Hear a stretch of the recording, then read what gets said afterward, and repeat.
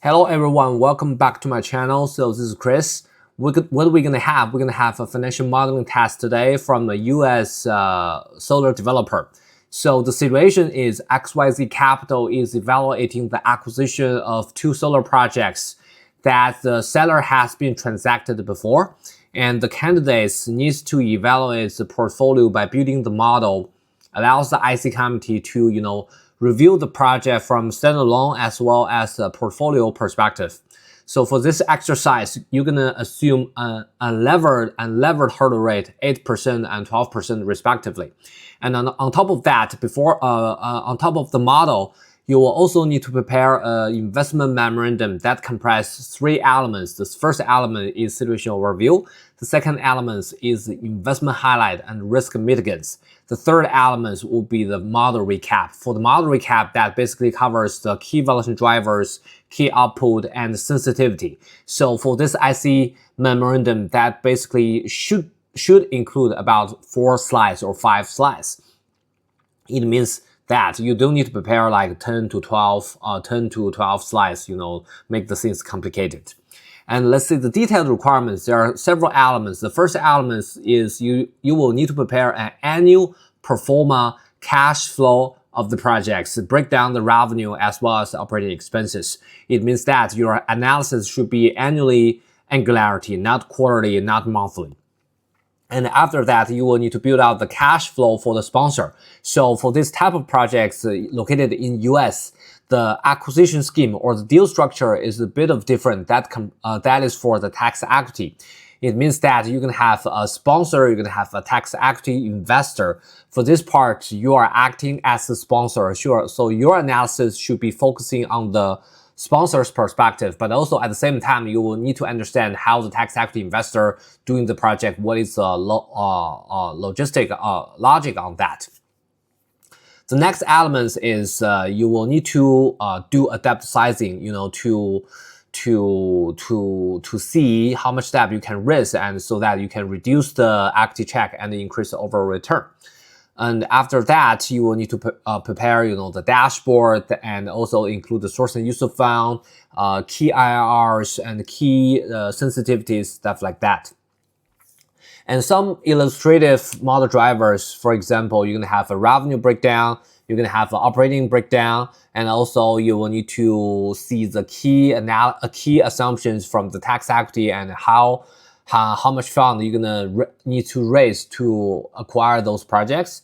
And also for the tax part here is important, the tax not applicable. It means that only pre-tax analysis will be required for this modeling test. It also means that you don't need to prepare a 3 financial statement modeling. You don't need to prepare a balance sheet, because if you don't do the tax calculation, you won't be able to complete or balance the balance sheet. So that is somehow reducing your complexity of this financial modeling.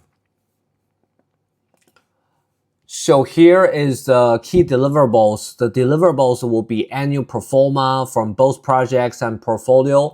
And also after that, you will need to have a dashboard that shows the source and use of fund, key metrics, and also your key outputs in terms of the IRR, both unlevered and levered IRR. And also you will need to prepare the IRR sensitivities that covers the production yield, operating expenses, as well as the capital expenditure. And here is the key, I put my photo here. So here is the key underwritings. So that is comprising 4 parts. The first part is a general information of the projects. You have project A and project B. One is located in California. The other one is located in New York. It's 20 megawatts and 5 megawatts respectively. And all the way down, you're gonna have a production yield, PPA, merchant price, stuff like that. And after, that's the first part. The second part is what is gonna be the breakdown of your operating expenses as well as your capex, and the valuation is gonna be, when you do the acquisition, the total price you're gonna spend. The third part is a bit of different. That's going to be a tax equity assumption. So as I mentioned, this is a tax equity deal structure. So that's going to be a bit of different from what we have seen for a typical non-recourse project finance. And So the tax equity deal scheme is something similar to a GP and LP deal structure that's going to be specific in US. So that is something very interesting. We're going to dive into this deal structure when we're actually, building into the model to that part. And right after that, you will need to do a back leverage financing. So the back leverage financing gonna be is a bit of different from the non-recourse project financing in terms of the deal structure, but in terms of the calculating or the debt deciding, that can be similar to the non-recourse project finance. It's also the same thing, the calculated based on the CFAS, based on the debt service coverage ratio, as well as there's going to be an upfront fee, there's going to be an LC fee, stuff like that to do the debt saving. So that's going to be the key valuation drivers or the key underwritings. And when we're actually doing the model, we're gonna elaborate what's gonna be the tax equity structure, especially what is the disproportionate allocation, and also we're gonna elaborate what would be the difference between the back leverage financing as well as the non-recourse project finance. So that will be the deck part. But definitely you will need to prepare your own PPT to show the IC member what's your analysis for the part. And let's take a quick look on the modeling part. So the modeling here, we're gonna have, so that is a complete version. We're gonna build it from scratch. And for the modeling, that comprises 6 parts. The first part is the dashboard, because you're gonna have this modeling is a 5-day modeling task, so you're having sufficient time. So you're not only completing the basic calculation, but also you will need to put the dashboard or the sensitivity, all the key elements going to be required for an IC committee. So dashboard will be one important element, and also you're gonna need to have a proper format for your IC member to review. And so that's the dashboard. For the input sheet, so that basically convert all the key information from the table, the data table, to Excel. That can be your original input for the calculation. And you're gonna have a portfolio calculation, which is questionable and straightforward. That is directly, linked from the project A and project B calculation. So that's basically, you just link and sum up. It should be okay.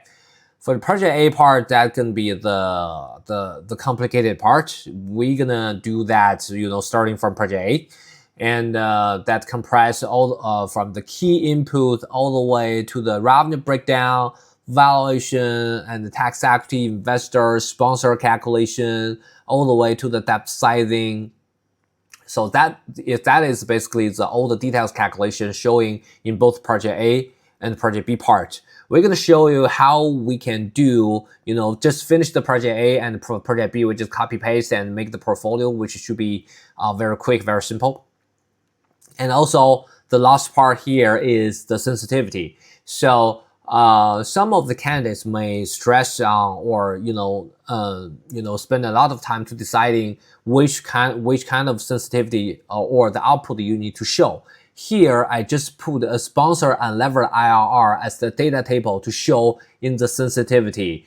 Remember one thing is, as the candidates, you just need to show to the includer that you are able to make this table, but you don't need to repetitively make a lot of tables similar thing, into Excel. So for me, I just put one thing here. I think that should be enough. So that's for the sensitivity part. So that's a complete version of the model. And when we actually finish the model, we'll see if we have sufficient time to make the deck. So that's going to be the recap of the projects. And following on me, I'm going to, finish the projects, take you step by step to finish this financial modeling test. Thanks.